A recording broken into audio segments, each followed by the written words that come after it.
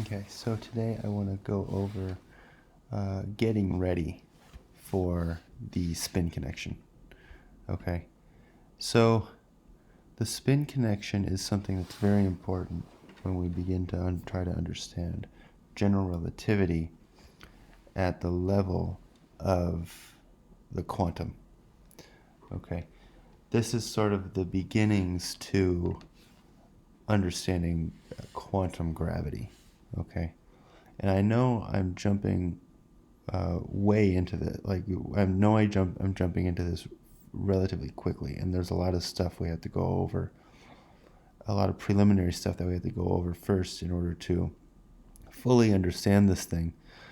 But I decided to make a video on getting ready for it, because I think we have enough tools at our disposal now to at least dedicate a video to it. And so what I'm going to do is I'm going to go over what we've gone over so far, and I'm going to introduce a few more concepts, and then and the spin connection being one of them. So, and this is more or less an impromptu discussion, if you will. I try not to call these lectures because I'm learning in the process as well when I do this kind of stuff. But this is sort of beginning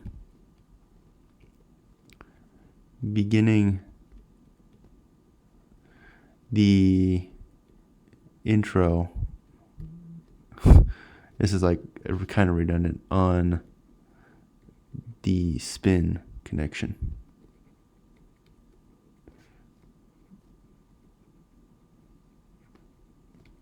Okay. So what's the kind of stuff we've gone over so far? Well, we've gone over some space-time. Okay, suppose we have some space-time, and it looks like this. Maybe make that one a little bit better. Okay, and suppose I'm interested in suppose there's like a black hole right here. Okay, and we're interested in what space-time looks like, right? I'm going to change my pen back to a small. And we're interested in what the space-time looks like at each point, okay? So at this point, suppose this is point P. This right here could be point Q. This right here could be point, call that point T. S, R, and I need another one, B. So these are just random names to points in space. And we could see here that Q, T, and B are furthest away from this black hole, while P, S, and R are closer. Okay? And so at each point in space, each point is labeled with a letter, okay? But at each point, we have a lot of stuff going on. Now, we have these E mu's, we have these E mu's. These are contravariant and covariant bases. We have vectors. We have a vector space. We have a dual vector space in which dual vectors live. Okay. So vectors sort of live in the space that's spanned by this basis. Dual vectors live in a space that's spanned by this basis. And I'll make this a little bit bigger perhaps, but we have more stuff going on here. So we talked about the metric tensor. The metric tensor is this object that acts as an inner product that mediates between these two spaces or within each one of these spaces. So this G mu nu we have this thing that acts as an inner product, be in this space or in this space or in both spaces. And we found that this guy here was a map for this guy that took them to the real numbers. So we also have the bin of real numbers. We have a lot of stuff going on. And then I generalized a little bit. I didn't really talk about this very much, but we also have a myriad of other types of tensors. Right? I'll just say T, mu, nu, gamma. Right? This is just some generic tensor, some generic 1-2 tensor. These things are maps, again, that take combinations of these guys to the real numbers. Right? So we have a lot of stuff going on at each point. And this is a field. Right? This is a field because at each point we have V, suppose we have a V mu, E mu. Okay. This actually exists at point Q. Let's say V mu, let's say this vector exists at point Q. All right, so it exists at point Q. So it's a function of spacetime, right? And the function of spacetime, there's coordinates on spacetime here. We'll call them x mu coordinates. So Q itself is a point that is a function of, or it's a point that labels this the coordinates. So these here are the coordinates where x mu is defined. I'll make that a little cleaner. Is defined as x0, x1, and so on. Okay, so this is a point. This is a point on some manifold, and we label it Q here. Same thing here. There's an x mu here. There's an x mu here, an x mu here, and so on. And so a vector, when we write a vector, it is a function. So the vector itself, so this can be written the same thing as V mu E mu as a function of x mu. Now, this is a little bit off because these mu's are actually different from this mu right here. This is the mu that labels the space-time coordinate. These guys label the components of a vector that's at that space-time and the basis that's at that space-time. Okay? So to be more accurate, we could say alpha, for example. V alpha E alpha at x mu. Okay? This might be a little bit more accurate. And this is the guy that exists at Q. Similarly, we can have a dual vector, V alpha E alpha at x mu, such that when we do this, V alpha E alpha, V alpha E alpha, both of these guys exist, to be complete, both of these guys exist at x mu. At x mu, V alpha E alpha at x mu, like that. When we do this, this is a real number.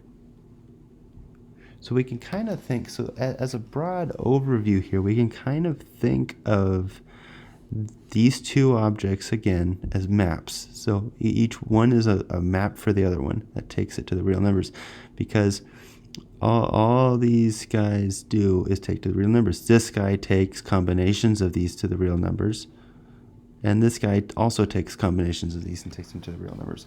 G mu nu is just special in that the basis for G mu nu is E mu tensor product E nu. Okay, so let's go over this tensor product really quick because, again, I haven't quite gotten to the spin connection, but I want to talk about this really quick. This shouldn't take too long. So what does this basis look like? Well, this actually, I like to think of a tensor product in this way, even though this probably isn't the right way to the most accurate way to think about it. It just helps me organize things in my mind. Well, this guy has a basis. Suppose we just have two. So suppose we're living in just 2D space. Okay. A tensor product is merely just the all possible combinations of the basis vectors in each one of these spaces. And when we're doing when we have a tensor, we want to comprise all possible basis conformations. So in this case, we have E1. Okay. This is the basis here for this sort of rank 2 tensor, a rank 0,2 tensor. And then we have a 1, 2. So the basis here is E1, E2. And the basis for, let's see, 2, 1 is going to be 2, E2, 1. And G2, 2, E2, E2, like that. This is how I like to think of the tensor product between these two objects. Okay. A geometric way that I found to be kind of interesting would be to consider all possible combinations of a closed polyhedron. Okay. This is sort of getting astray. But if I had some polyhedron that looked like, actually I'll do it like this.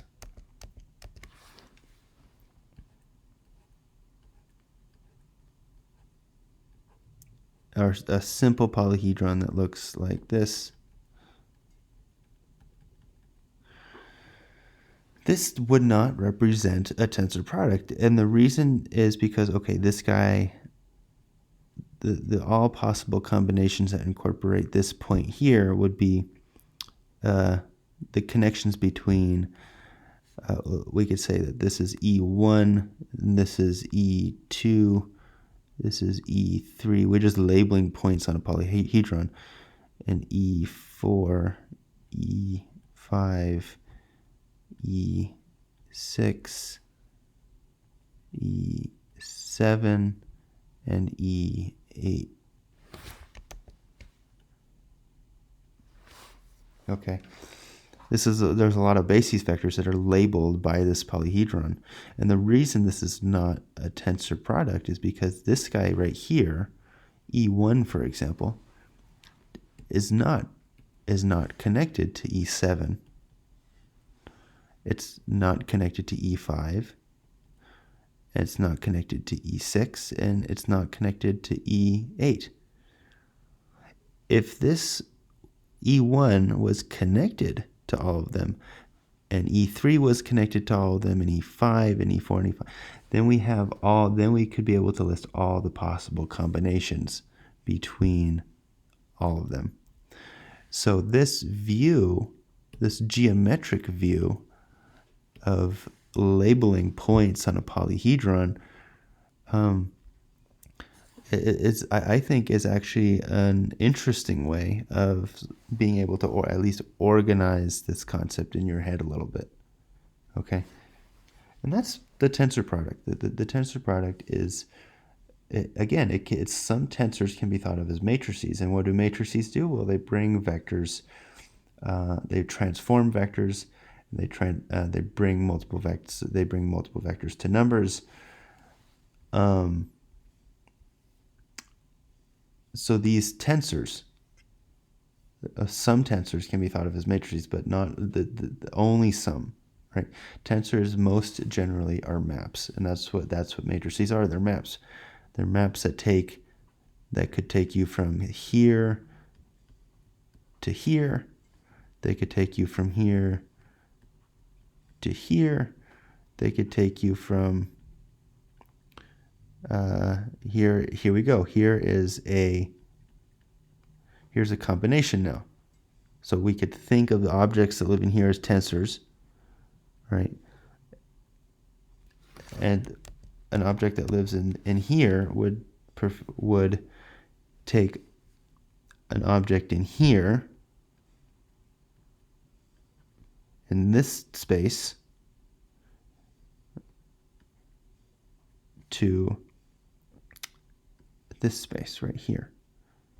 Okay, that's kind of like what the tensor product does. A tensor product builds maps, right? It builds maps, it builds tensors, and the basis it builds based off of the basis vectors, right? So we have these basis vectors, and we consider all possible combinations of the basis vectors.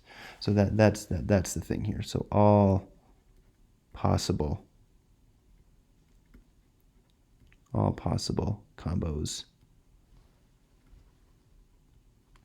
of the basis vectors. This is the tensor product.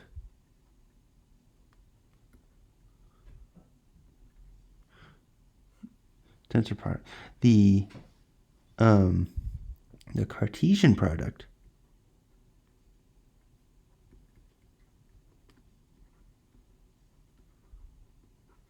is a little bit different. The Cartesian product is not all possible combinations of the basis vectors. And I like to think of this as, okay, suppose we have the Cartesian product, suppose we have 3 basis vectors, and I just represent them as dots. Okay, and here are 3 more basis vectors, perhaps that live in a different, so these guys perhaps live in V, and these guys perhaps live in another V. And if we want to take the one vector space, and these guys live in another vector space, and we want to take the Cartesian product of the 2 vector spaces, well, that would just be this kind of connection, just a one-to-one connection, or one. So we're not considering the other possibilities, the other possible combinations, like this combination, or this combination, or this combination, or this combination, and so on. So in red is the tensor product.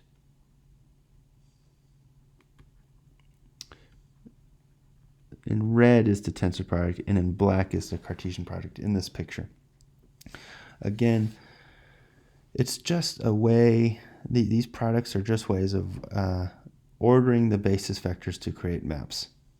Okay.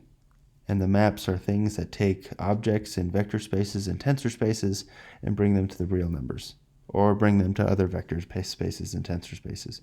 And we went through that by going over various means of combining these guys again. Okay. And we can get complicated. We can get into really complicated stuff. We can consider an object that lives in this space, for example. So we tensor product this guy with this guy with this guy again. And the basis on this guy would be, well, this is an object in the covector space. So our basis would be something like that. Tensor producted with a basis that's in this space, so mu, and then tensor producted with some guy in another dual space. We'll say gamma.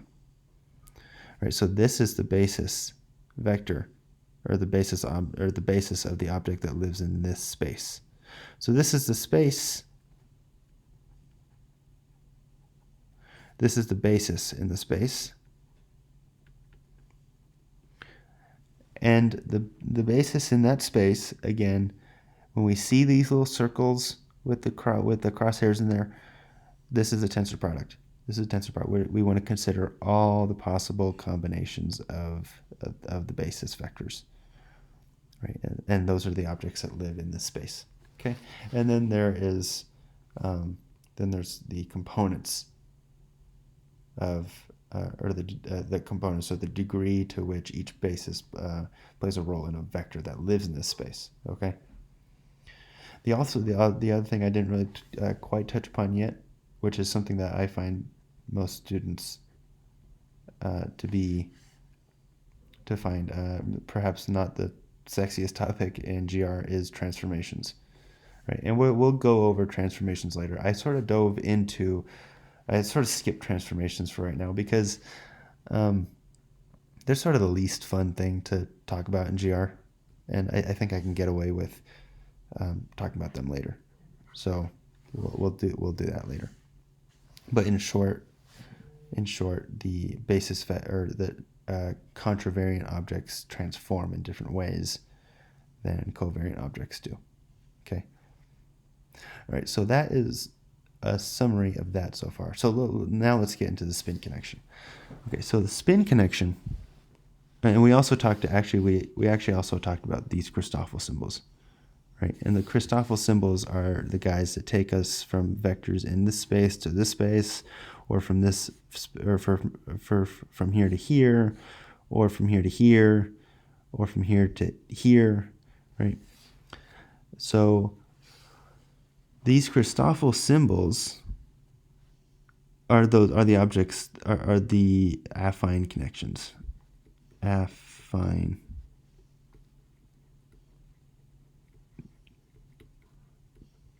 connection symbols, or the Christoffel symbols. Okay, so what about these guys?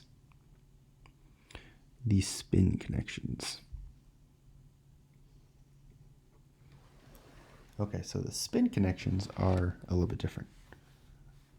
The spin connections, so again, to be complete here, so we have gamma, mu, alpha. This is just what they kind of look like. Okay, so these are the spin connections.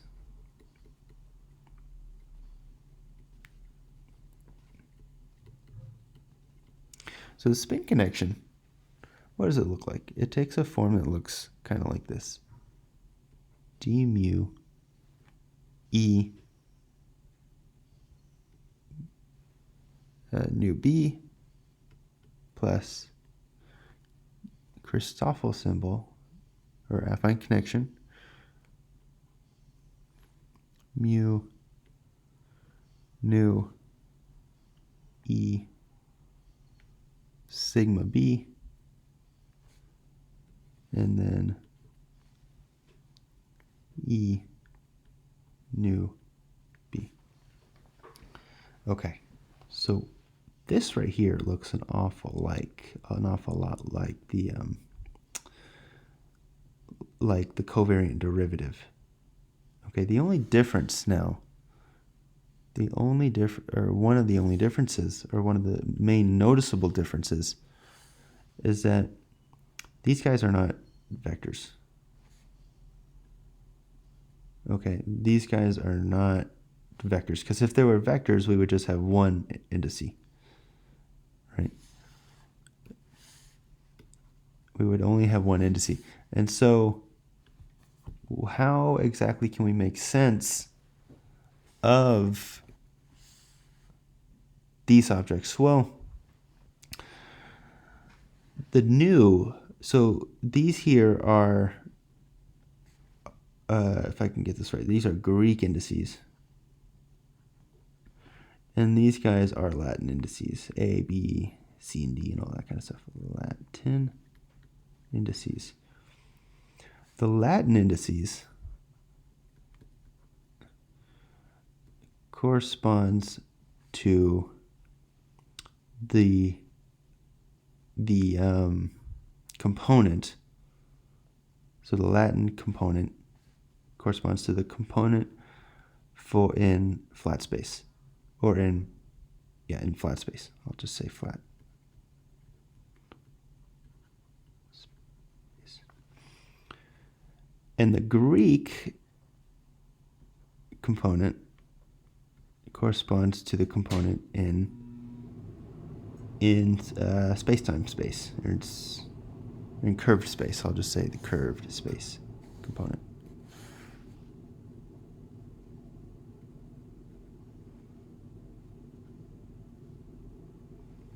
Okay, such that, so the curved space component is this component, and the flat space component is just a standard basis component. And the relationship between the two here, E mu, is equal to E mu. Actually, I'll have to go like this. E alpha. So we want, or not alpha, we want the space-time, or the flat space basis is equal to some matrix E A nu D nu. Right, so we're summing over the Greek indices. So we're summing over the curved space indices, and we're ending up with an A at the bottom here, a Latin indice. So this is a transformation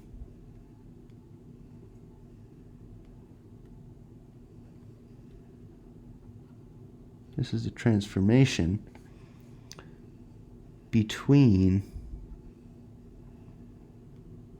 curved space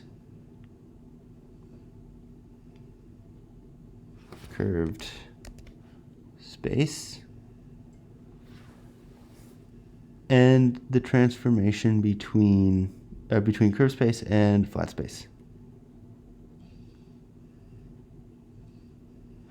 So why why again is this called a connection? Why is this a spin connection?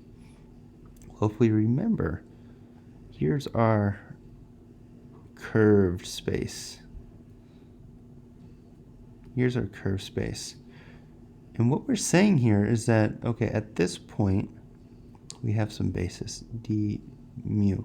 Now, I kind of jumped into talking about this being a basis, and I'll go into why we can consider this guy as being a basis. But just take my word for it right now. That might be the next lecture.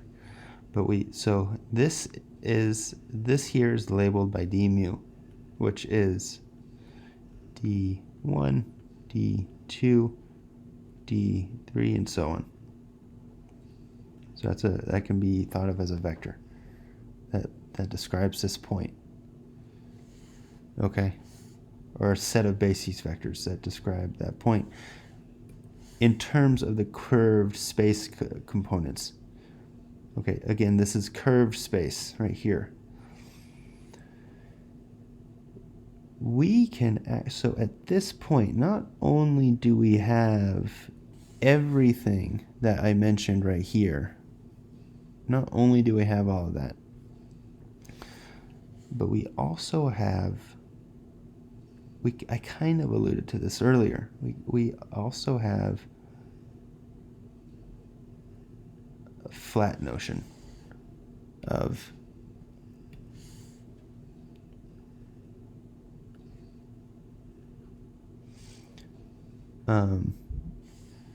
we have a flat notion of space, okay? And the connection between the curved space components and this component, or and the components in here, is given exactly to us by this, or by this guy right here, E nu A. These are the maps that take us from here to here. And this is important because in this space, this is the mind blower right here. In this space, we can construct vectors. Okay, not only can we construct vectors here, but we can construct vectors here. And this vector can represent wave functions. Right, because we in quantum, we define wave functions as having components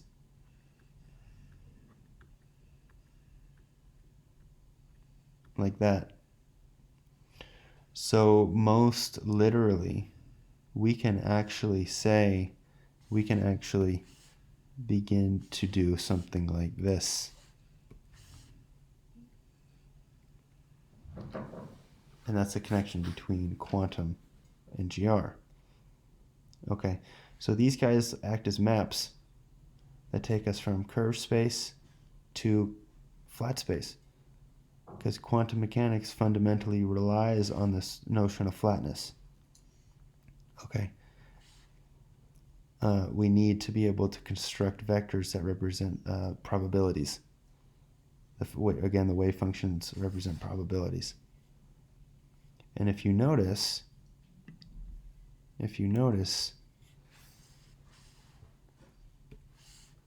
they show up right here. These are transformations, right? So this spin connection contains it's a covariant derivative, right? So it helps us understand connections between two places. Remember, the covariant derivative, it's a covariant derivative on these guys, on transformations. How do the transformations change as we go from point to point? All right, and we have these affine connections in here as well, but the covariant derivative is a derivative on these transformations that take us from curved space-time to flat space-time, and a place in which we can do quantum mechanics, in a place in which we can perform probability mechanics. Okay, so this is the spin connection. This guy right here. This is how it's defined. It's defined in terms of a covariant derivative on transformations. And this itself, as you can see, is a component of an overall sort of an overall transformation. So it's like it's like a transformation of transformations, but the second transformation that is these guys, right? That's why this spin connection is so important, and we'll get into this deeper later. I wanted to just introduce this topic so that we can really begin to understand GR, not just from the classical GR perspective of curved spacetime, so this will be able to allow us to venture into quantum gravity. And hopefully this was an exciting video for you, and I'll see you guys in the next one.